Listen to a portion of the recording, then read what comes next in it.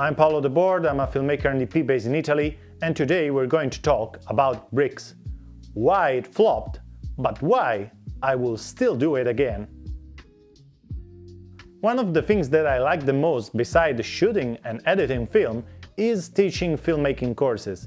And my main principle is that if you have a good idea, if you have a good story, if you work on your knowledge, you can do a short film even by yourself.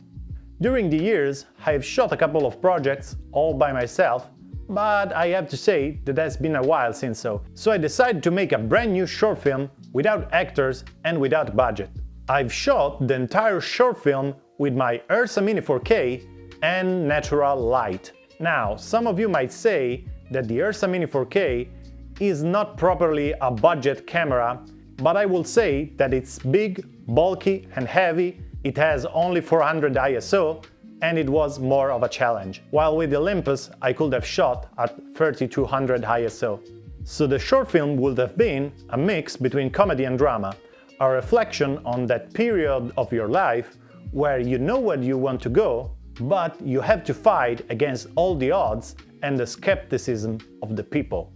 So there is boyhood, a minifigure, and a guy, which are pretty much on the same situation. One is the representation of joy and hope towards its goal, and the other one is the representation of skepticism.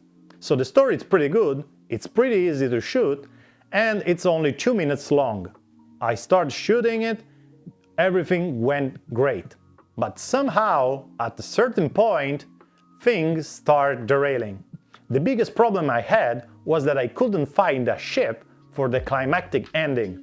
No matter how hard I tried, I couldn't find a ship. I tried with a lot of people, I tried with a lot of agencies, I tried with a lot of organizations, but none of them gave me the chance to shoot this scene.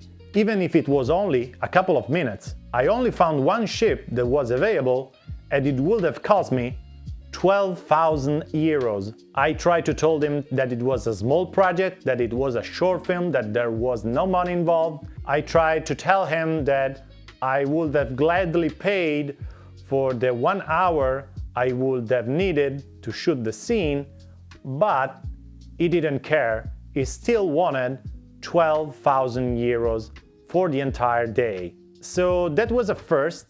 It never happened to me because usually after a while I do find someone who's willing to accept. In the meantime, I broke my foot during a shooting one day and I had to rest for a couple of months. Time passed by and I start thinking that in a way or another I would have want to make something for 2025. So there was only one solution, and it was rewrite everything. I kept the first part of the story, but I've changed all the rest. So the short film, instead of being the emotional journey of these two characters, became this short metaphoric comedy about the unpredictability of shooting a movie. And even if I knew that comedies are not well received at film festivals, I decided to make it anyway and use it as a learning process. In fact, during that period, I started using Resolve, learning color grading, and learning new audio functions. So after 6 months, even if I was still a little bit sore, I decided to shoot this film anyway and conclude it once for all. I went in the desert and I started shooting it all by myself.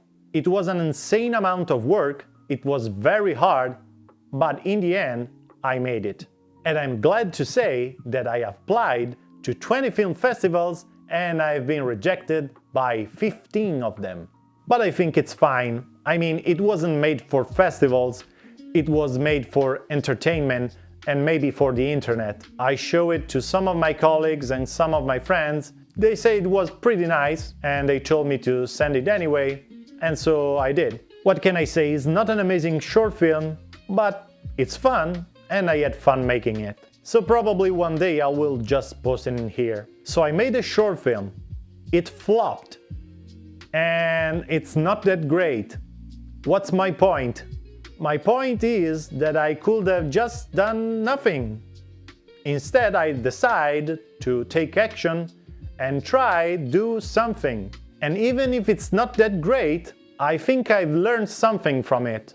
I did learn to use a new editing program, I did learn to use color grading, I did learn to use some new audio functions. So that's why I will still tell my students to try to make something, because you can learn a lot during the process. Keep creating your projects, even against the odds. Take your time, but if you can, do it. You can learn a lot from this experience. So this is pretty much all for today. I hope you liked the video. If you do, please consider subscribe. If you'd like to share some of your thoughts, comment down below. And what can I say? For today, this is all, and the journey continues.